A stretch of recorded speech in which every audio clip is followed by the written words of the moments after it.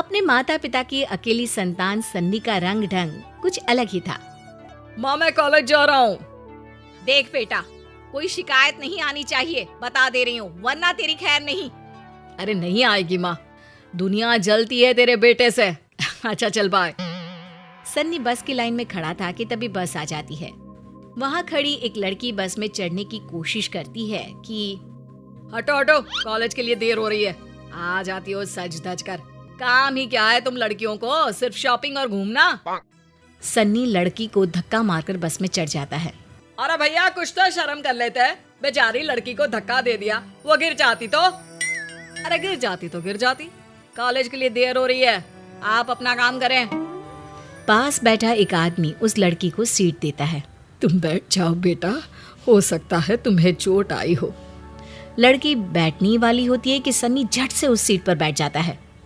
ए लड़के, बहुत देर से मैं तुम्हारी बदतमीजी देख रही हूँ। समझ में नहीं आता कि ये महिलाओं के लिए आरक्षित सीट है। क्यों, तुम क्या अंग्रेजों से लड़ाई करके आई हो, या फिर देश का बजट पास करके? जो तुम्हें बैठने की जरूरत है, मुझे नहीं। सन्नी महिलाओं वाली सीट में बैठ जाता है। लड़के उठो यहाँ से। अरे रहने दीजिए ना, इनको ज्यादा जरूरत है। वैसे भी ये बेचारे कोमल से हैं, मैं तो स्ट्रॉन्ग हूँ। भैया आप बैठिए। हाँ, लोग सन्नी का मजाक उड़ाते हैं।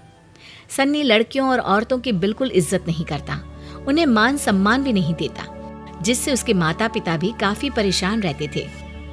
एक दिन सन्नी का दोस्त कहता है, यार मेरे भाई के लिए लड़की देखने जाना है, चलेगा क्या? हाँ हाँ चल।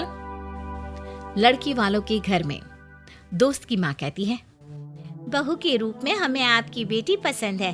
अरे रुकिए आंटी, पूछ तो लीजिए कि क्या क्या करना आता है, खाना बनाना भी आता है कि नहीं, और घर की साफ सफाई। सन्नी, मैं बीवी के लिए यहाँ आया हूँ, नौकरानी के लिए नहीं।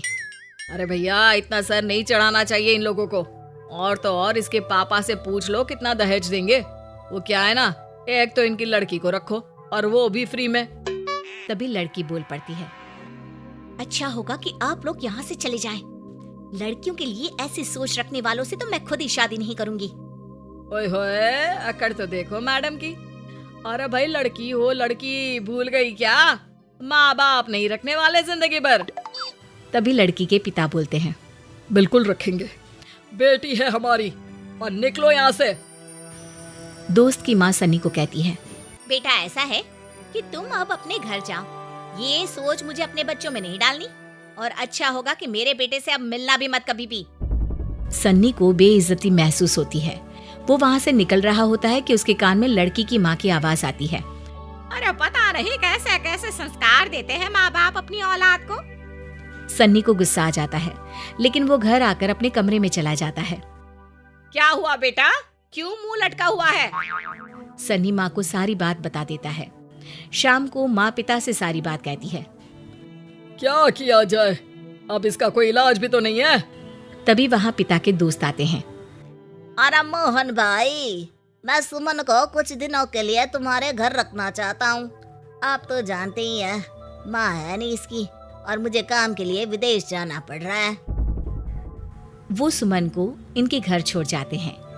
अगले दिन रक्षाबंधन का त्योहार आता है। सनी तैयार होकर आता है और सुमन से राखी बंधवाता है। बहुत किस्मत वालों को बहन मिलती है, समझे? सनी घर से निकल रहा होता है कि बहन उसे जूते देकर कहती है, भैया ये शूज पहनो, वो वाले अच्छे नहीं लग रहे। अरे सुमन, इसके लिए इतना करने की जरूरत नहीं है, बहुत बिगड़ैल है ये। नहीं नहीं, मेरे भैया के लिए ऐसा मत बोलिए, बहुत अच्छे हैं वो। सनी को सुमन अच्छी लगने लगती है। वो उसका ख्याल रखता और सुमन उसका। एक बार सन्नी दोस्तों के साथ पार्टी करता है और घर आने में देर हो जाती है। हेलो सुमन, मैं घर आ रहा हूँ, तुम पीछे वाला दरवाजा खोल देना प्लीज। सुमन भाई के लिए दरवाजा खोल देती है और वो कमरे में जाकर सो जाता है। अगली सुबह, अरे ये सन्नी कल कब घर आया पता ही नहीं चला। हाथ तो गए थे भैया वक्त से, क्यों? मैंने ही तो दरवाजा खोला था। सुमन, भाई को बचाने के लिए झूठ बोलती हो तुम। सन्नी वहाँ खड़ा सब सुन रहा होता है। वो कॉलेज के लिए निकलता है और उसे फिर से बस के पास वो लड़की दिखती है। लड़की सन्नी को देखकर पीछे हो जाती है, लेकिन जैसे ही बस आती है, अब बहन जी पहले आप चढ़िए, और उस दिन के लिए सॉरी। अरे सन्नी, क्या हो गया? सब ठीक है ना? तू तो ऐसा नहीं था। हाँ यार, पता नहीं क्या हो गया।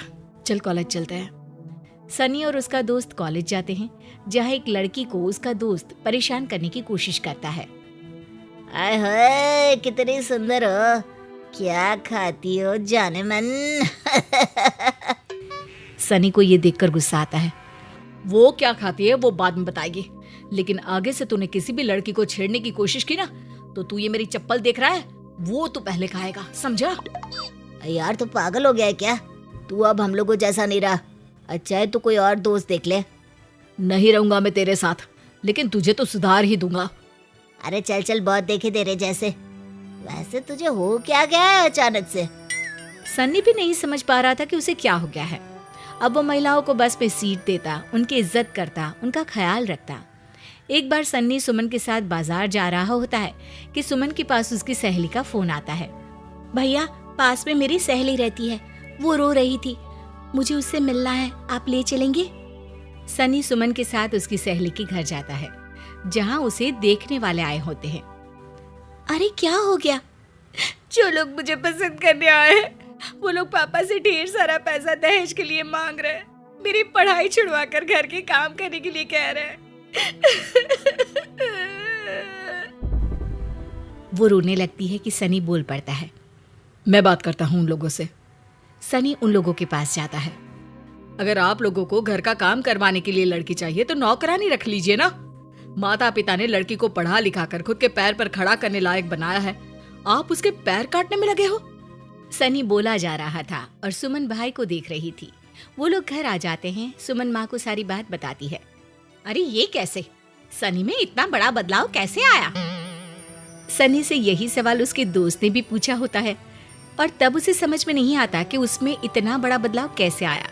लेकिन आज जब माँ ने ये सवाल किया तो सनी सामने खड़ी सुमन को देखता है। माँ, ये बदलाव मेरे अंदर सुमन के आने के बाद आया। वो मेरी बहन है और मैं हमेशा उसे सबसे अच्छे से रखना चाहता हूँ। मैं चाहता हूँ कि दुनिया में हर कोई उसका सम्मान करे। जिन लड़कियों को मैं परेशान करता था, वो भी तो किसी की बहन होंगी, ये मैं समझ चुका हूँ।